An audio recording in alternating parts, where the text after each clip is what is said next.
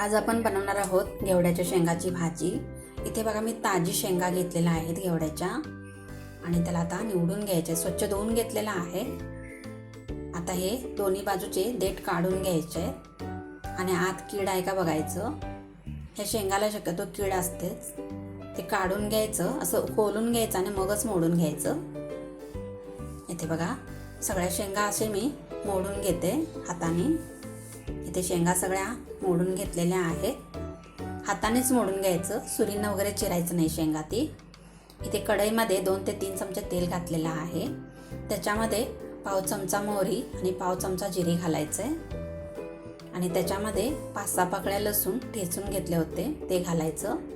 तुम्ही इथे कांदा टोमॅटो पण वापरू शकता, पण ह्या लसणावरती भाजी केलं तर टेस्ट वेगळी लागते, करून बघा तुम्ही पण। ते लसणाचा कलर बदललेला आहे, आपण धुवून ठेवले होते ते शेंगा घालू आणि त्याला चांगलं असं परतून घ्यायचं आहे, चांगलं भाजून घ्यायचं आहे डाग पडेपर्यंत। ते बघा शेंगा छान भाजलेल्या आहेत, त्याच्यामध्ये पाव चमचा हळद घालू,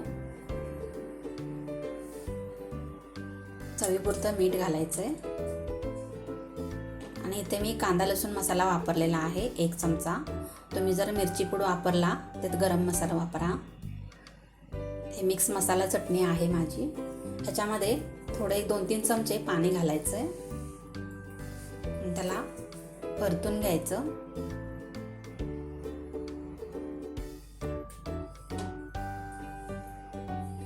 आता इथे ह्याच्यामध्ये 2 चमचे शेंगदाण्याचं कूट घातलेलं आहे, ते आता मिक्स करून घेऊ आणि आता 1-2 मिनिटं त्याला वाफ काढून घ्यायचे। इथे बघा 2 मिनिटं झालेले आहेत आणि भाजी छान शिजलेली आहे। मी आता गॅस बंद करते। हे बघा कूट आणि शेंगा एकजीव झालेल्या आहेत आणि भाजी छान शिजलेली आहे। त्याच्यामध्ये कोथिंबीर घालू बारीक चिरलेली,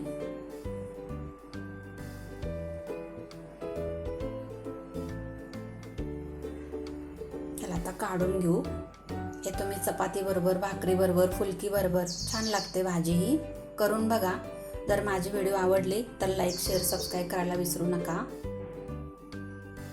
हे बघा 5 ते 10 मिनिटात भाजी बनवून तयार होते।